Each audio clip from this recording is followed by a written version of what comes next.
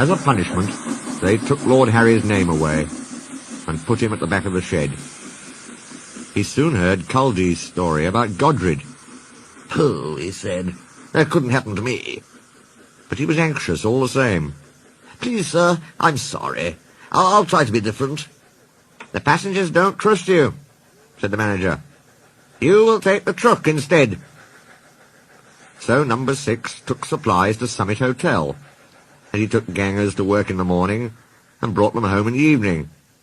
He found it dull and grumbled. "It's important work," protested Wilfrid. "And tough, too." "Tough? That little lot?" "Yes, tough," said Culdee. "Have you ever been across Devil's Back in a gale?"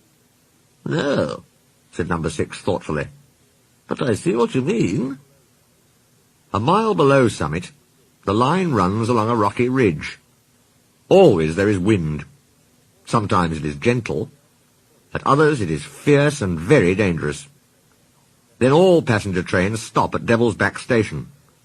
But whatever the weather, stores trains and rescue trains must get through.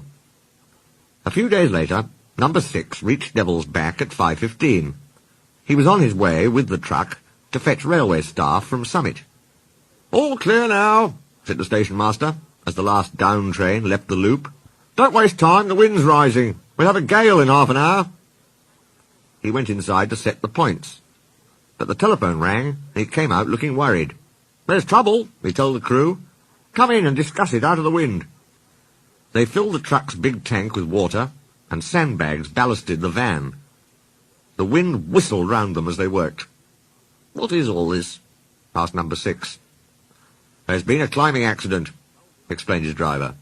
"Culdee and Catherine are bringing up a doctor and a rescue team, but Catherine's too light to stand this gale, so we'll go up ourselves. The water and the sandbags will steady us, and if you can keep going, we have a good chance of getting through." "Can you do it?" "I'll have a jolly good try," said number 6. When Culdee arrived, the doctor and the rescue team changed trains. The manager was there too. "Splendid," he said, when he saw the preparations.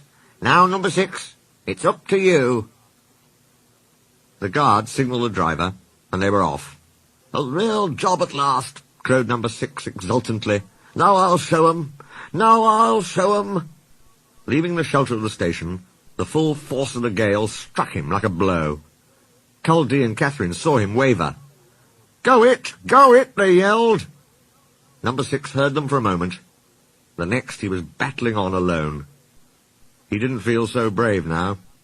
All he wanted was to get out of the vicious, stinging, icy wind, which seemed to come at him from all directions.